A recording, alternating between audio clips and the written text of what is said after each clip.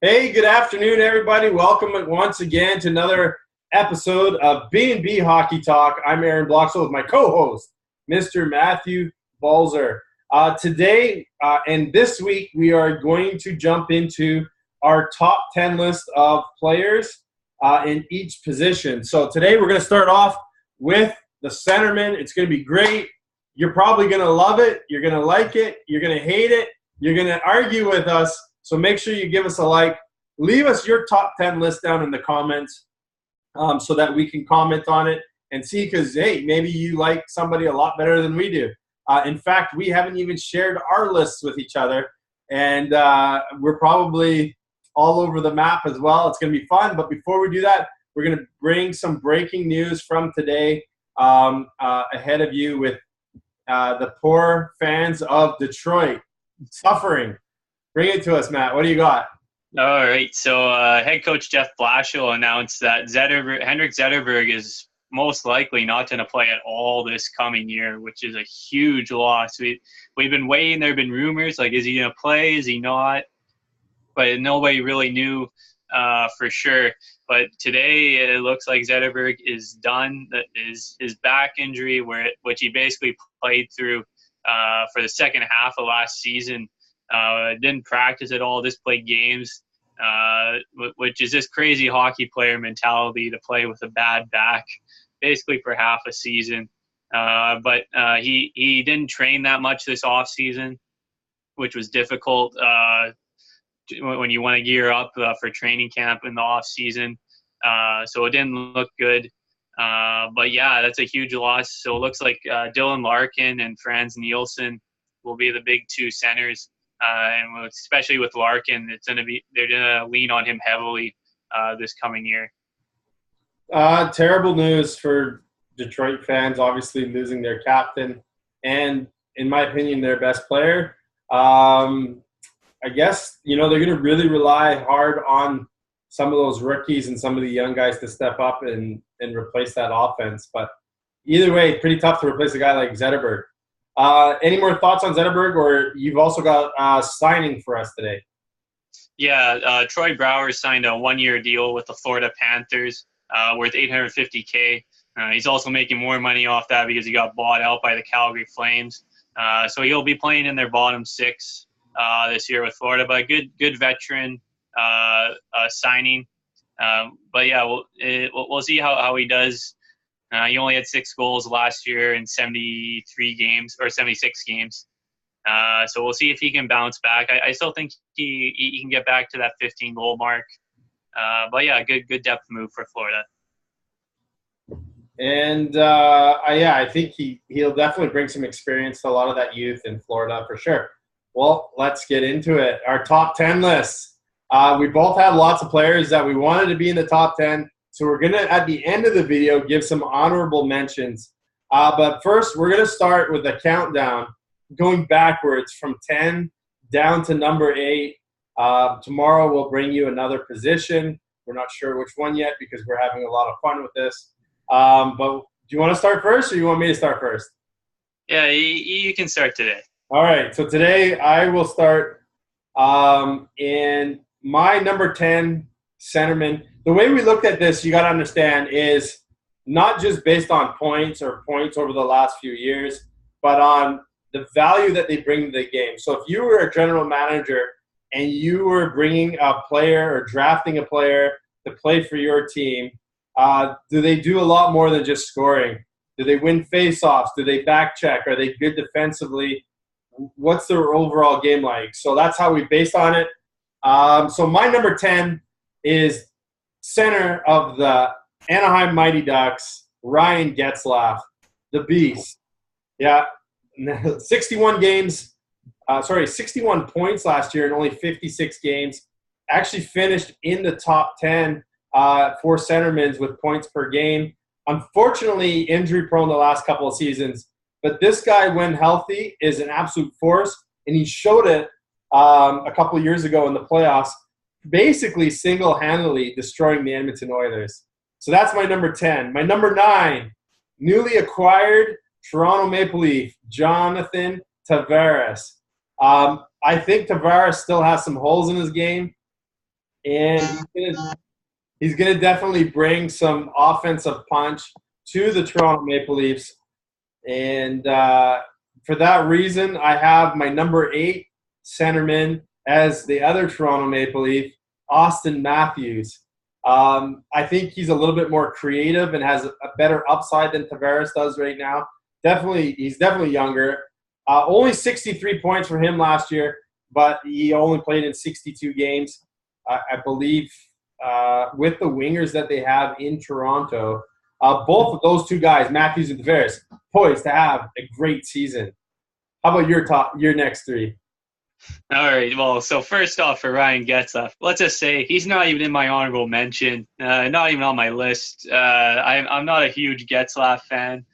Tavares, I think you ranked him way too low, but I'll get to mine. My number 10 is Austin Matthews. This was the one guy I was just struggling. It's just like he should be on the list, even though I don't want him to be on the list. But I think he's one of the best goal scoring centermen in the NHL. Was saying the 34 goals in 62 games. Like if he was healthy, that's easily a 50-goal season last year. In the playoffs, he struggled though. Only 1 goal in 7 games. But I think if you're starting a franchise, he's one of the centermen that I want to base him around. My number 9. I'm a huge Caps fan. Yevgeny Kuznetsov at number 9, 83 points in 79 games last year, and a huge playoff from 32 points in only 24 games. This guy came up clutch when they needed to. He scored the overtime winner against Pittsburgh to finally slay the dragon, as we say around here. But yeah, this guy, he's one of the best passers in the league. Him and Ovechkin have great chemistry. But yeah, I'm just a huge fan of Kuznetsov. And my number 8, Winnipeg Jets center Mark Scheifele.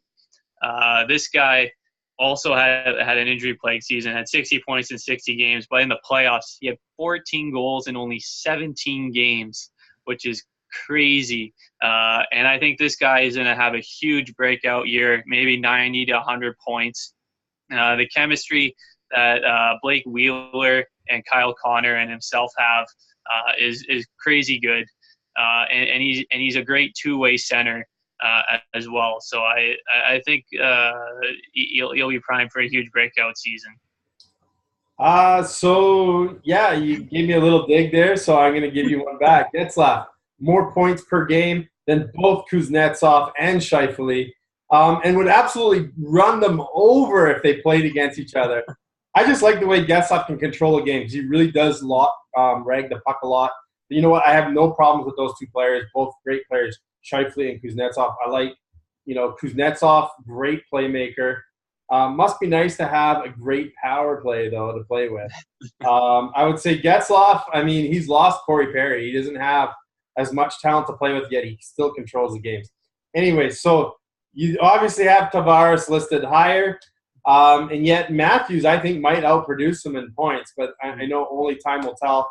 They're on the same team now, and I really do think the offensive players that Tavares played with helped carry him a little bit in the island, or he carried them, however you want to look at it. But he's going to definitely get more points this year with the wingers that he's going to play with in Toronto.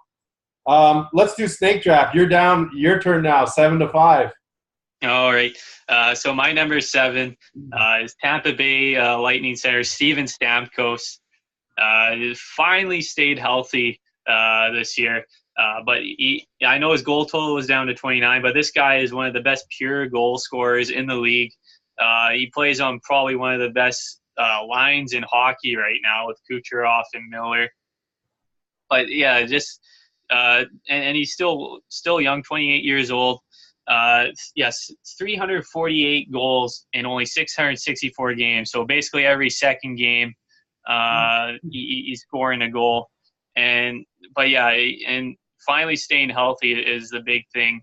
If it was maybe a couple of years ago, I don't think Stamkos would be on this list. But staying healthy, I had to throw him on there. My number 6, Anze Kopitar. I mean, this guy is one of the best two-way centers in the NHL. He's won the Selke Trophy twice. He's led the Kings to 2 Stanley Cups.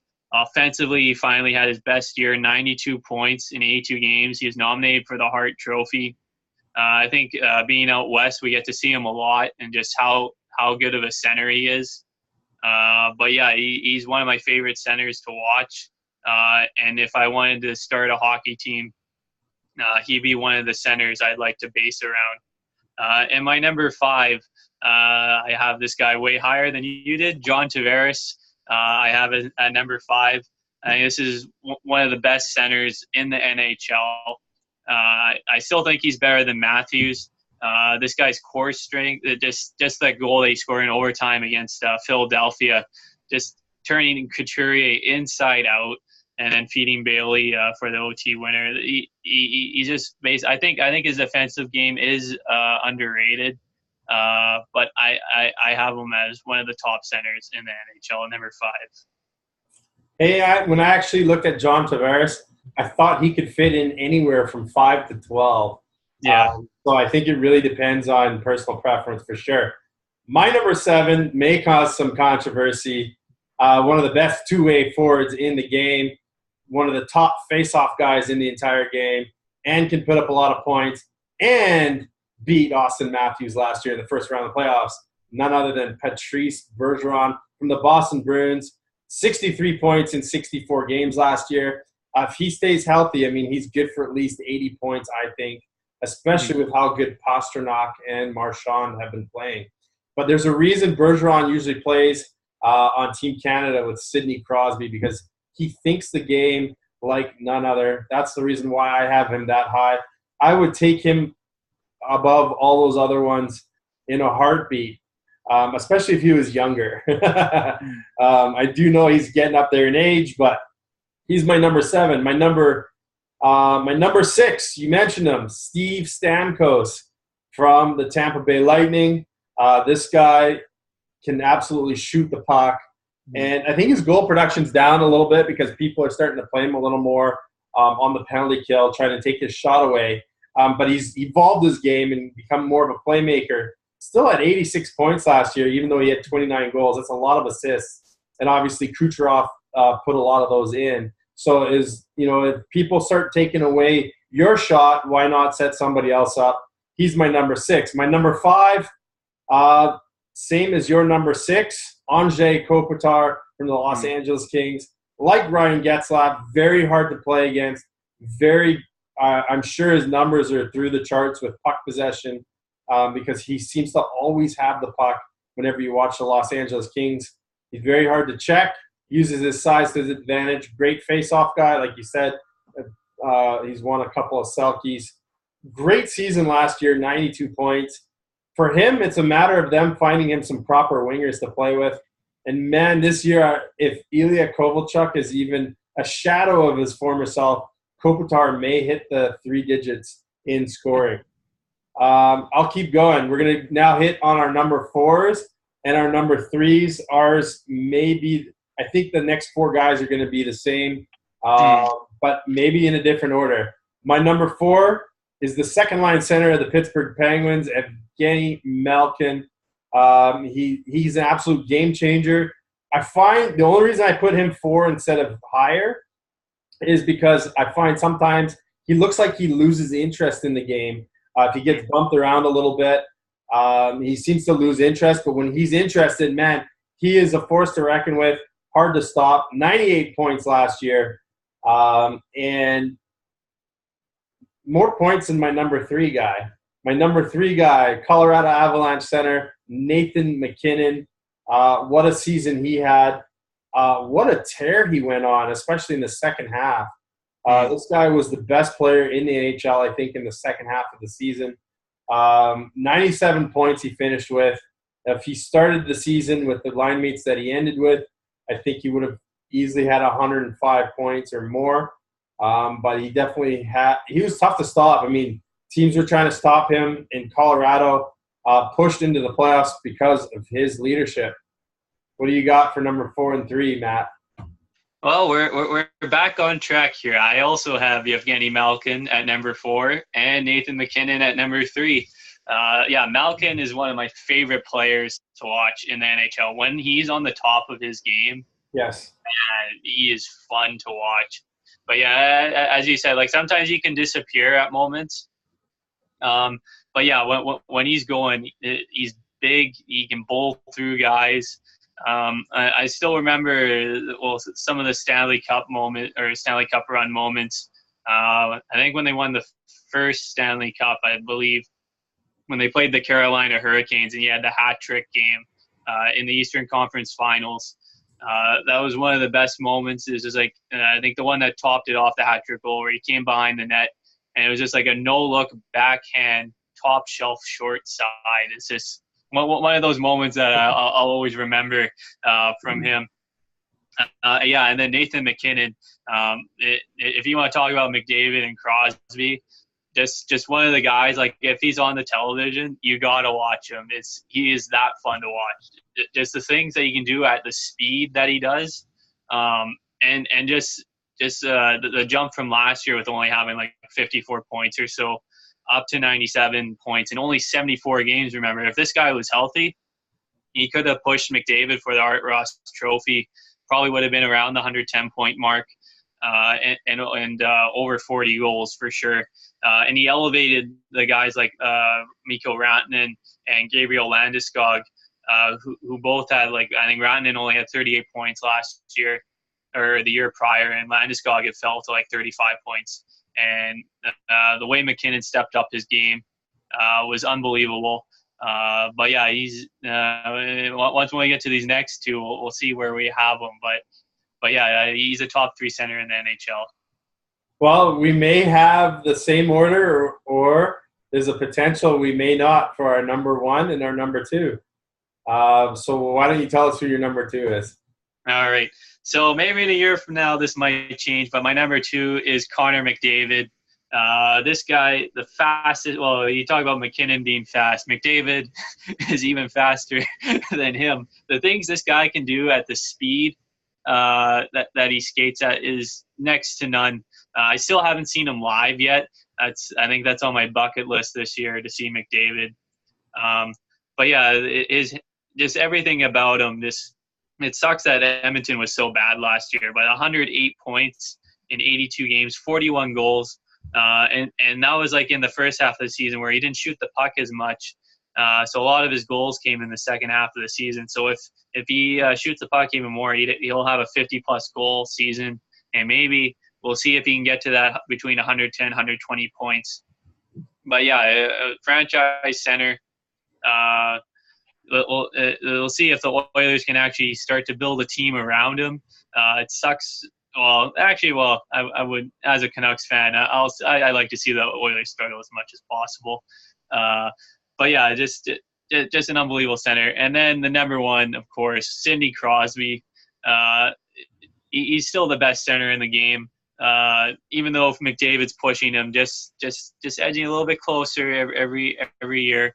But Crosby, he is the ultimate center.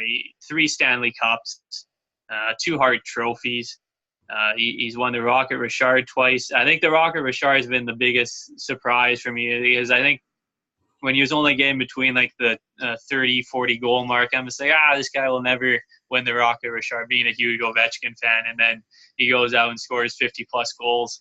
I believe that following year, the first time I said that, I was like, oh. But yeah, the guy comes in clutch, 2 Conn Smythe trophies, and even internationally, he's got the 2 gold medals. This guy's just the ultimate winner at everything. I know people would say like Jonathan Toews, but I think Jonathan Toews is just a little bit overrated just if you go off his offensive numbers. But yeah, Crosby is the number 1 center in the NHL. Yeah, Jonathan Toews to me is a tremendous player, a tremendous leader, Captain Crunch, but unfortunately failed to make my top 10 list, only because Chicago slid so much in the last few years. If this was 3-4 years ago, Toews would probably be in my top 5 for sure. But you know what? All is right with the world because my number 2 is none other than Connor McDavid as well. The kid has unbelievable talent, so much speed and things that he can do at top speed. It's absolutely amazing to watch. But it's pretty hard to argue with Sidney Crosby being number one. For me, this guy keeps getting better, even though his points aren't the same as McDavid. The stuff that he can do, like just look at his point totals in the playoffs this year and look at those goals he scored. You could probably YouTube 3 or 4 goals he scored where he picked out of midair. Just unbelievable hand-eye coordination. But it's not just that. I mean, the guy is smart all over the ice. He's not always playing with the best wingers in Pittsburgh. He does play with some good players on the power play for sure. But, I think McDavid, same thing. He's always not playing with the best, but, every once in a while he is playing with some pretty good players. They both have the potential to carry the team. It is a tough decision, but I think you're right. I think for me, I need to see a little bit more out of McDavid or a little less out of Crosby before I change those two. So let's go to honorable mentions. Do you want me to start or do you want to start? I'll give it a go. So, yeah, my number 11 was Patrice Bergeron. So he just missed out on my list. So that's why I have no complaints where you had him because, yeah, he's probably the best two-way center in the NHL. Like you say, Kopitar's won 2 Selke trophies. Well, Bergeron's won 4. So, but, yeah, he's probably, the best two-way center, as I said. And great teammates that he plays with Marchand and Pastrnak on that top line.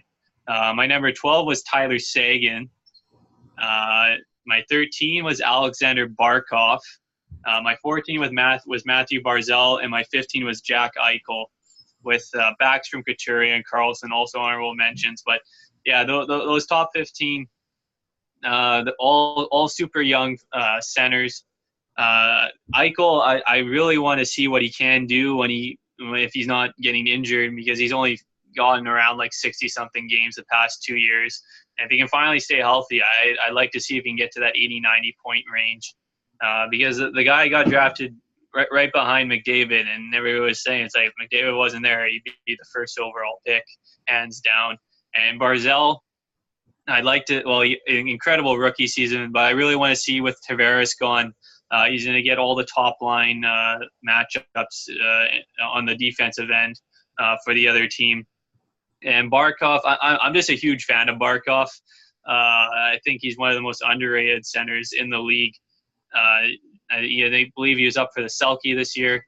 I believe he can be an 80-plus point center, and he's still only 22 years old. And Seguin, 40 goals last year between him and Ben. I think they're one of the most dynamic duos in the NHL. But yeah, we'll see if any of these guys next year can crack into the list. But right now, it's really tough. Man, you don't even have Getzlaf in your honorables. No. Getzlaf is a beast, I'm telling you. But hey, you know what? My number 11, Evgeny Kuznetsov from the Washington Capitals. My number 12, Mark Scheifele from the Winnipeg Jets. My number 13 was Tyler Seguin. My number 14, Matt Barzal. Like you said, 85 points in his rookie season. We'll be getting some tougher matchups this year, but the kid's got incredible speed. I think with guys like Jordan Eberle, Anders Lee, and Josh Bailey, he's going to be able to play with some good players still and be able to find a way, because he does play the point on the power play as well. My number 14 was Barkov from Florida, and my number 15 was not Jack Eichel, although he was close. I hummed and hawed about this one. Was Vegas center William Karlsson. And the only reason I put him there is he was like a plus 43 or a plus 48 or something like that last year. Just unbelievable numbers. Yeah. Plus 49. Plus 49. See, even better. That's incredible plus minus. Like, that is ridiculous. That means he's responsible for the most part at both ends of the ice, getting the job done. But I can see Jack Eichel definitely cracking this list potentially next year as his team in Buffalo gets better.